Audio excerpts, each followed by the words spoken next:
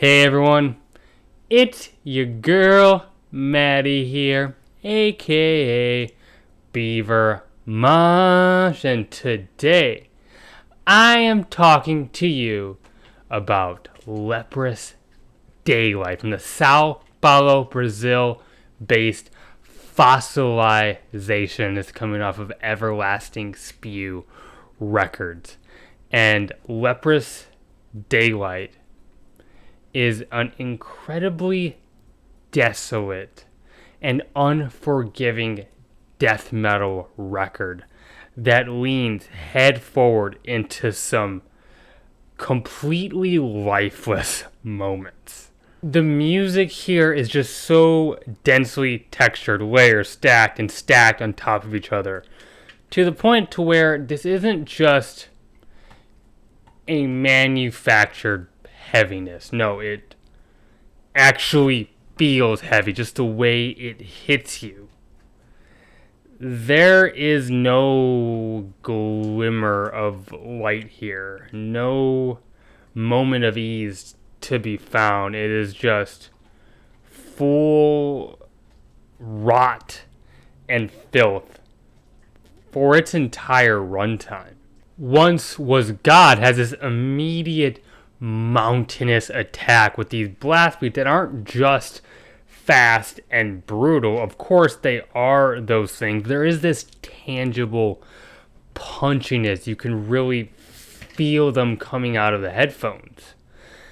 The guitars have this creepy muddiness to them, this slimy approach, bringing in a bit of a black metal element in just the way that they come across, the atmosphere that these passages create.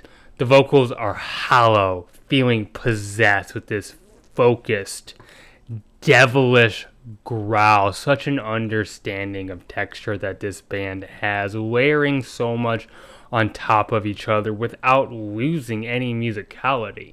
Oracle of Reversion features these totally hellish, fear-inducing, swirling riffs. It's meant to feel like you are in a nightmare. Pair that with the completely unrelenting drum work, and this is a recipe for pure sonic madness. The band come through with so many of these ugly, fierce and punishing moments. It's so impressive. I love these sawing guitars paired to the gallop of the kick drum. The band does apply some rhythmic shifts to keep it engaging, and they do that so well.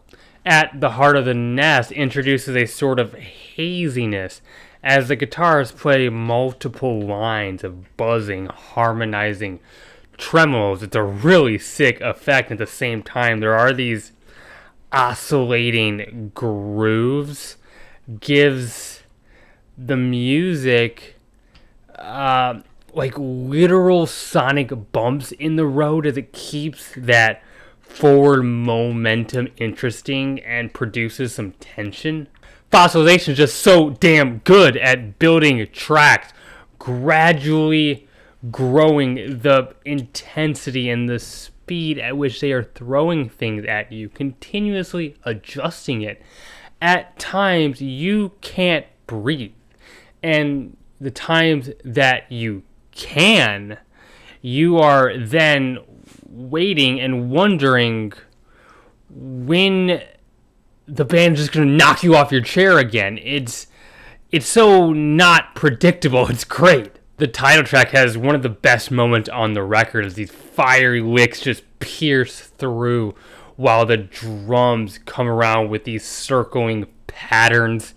It just sounds evil and ferocious in a way that I think a lot of bands attempt but can't nail it like these guys do here. I have to talk about some of the drum fills because the ones that are pulled off are so inspired and creative, gives the track a real memorable energy. The Night Spoke, the Tongue of Flames, gives us these swaths of feedback heavy, bleak muck. It's toxic and excessively grisly, and amongst that, the vocalist gives off this feeling, communicates this sense that they are facing death, that they are seeing some unspeakable horror, and conveying that in the most believable and distraught way. It's arresting in its performance. I love this very 4 on the floor pattern that the drummer brings in here, paired with the guitars that seem to continuously flutter forward. It just hits at the chest, feels like something monstrous. It's continuously getting closer and closer. It's so intense. Fossilization has a knack for the cinematic at times. Eon presents this flood of snares rushing all over you with a sense of vengeance, and I love these smoky melodies that the guitarist throw at you, as well as these creaky riffs and harmonics. It all feels as if the track is decaying right in front of you. There is this section of Eon where it kind of fluctuates back and forth from this windy instrumental gap of sparse playing to one of the most enraged fast bits on the record and back. And there's no real felt start and stop to these fluctuations. I don't know how they achieve that, but it's just so fluid and exciting. Rot in the Abyss feels like a swarm descending upon you with these flickering, hostile guitars playing these sort of staggered passage while the vocalist has this diseased strain to the voice. It's perfectly abrasive and gruesome.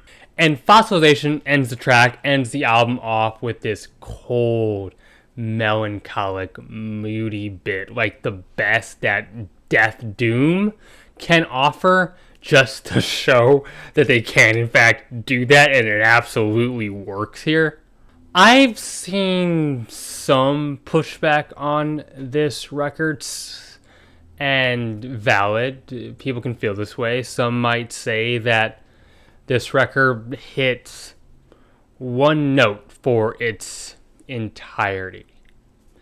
And in a way it does, and I am someone who praises records that can be varied and flexible, but here I think it works. I think this is one area where being quote-unquote one-dimensional is justified, because the point of this record that I feel is to be inescapably dark and lifeless, and they do that so well here. It'd be one thing if this album felt flat, but it definitely doesn't. It's anything but that. It keeps me so engaged throughout to where it doesn't really need to be any more varied. As I've already stated, Fossilization is a band that understands texture. There's so much of it here. It's really where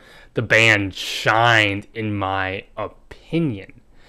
You can just feel this decay and this swampiness throughout.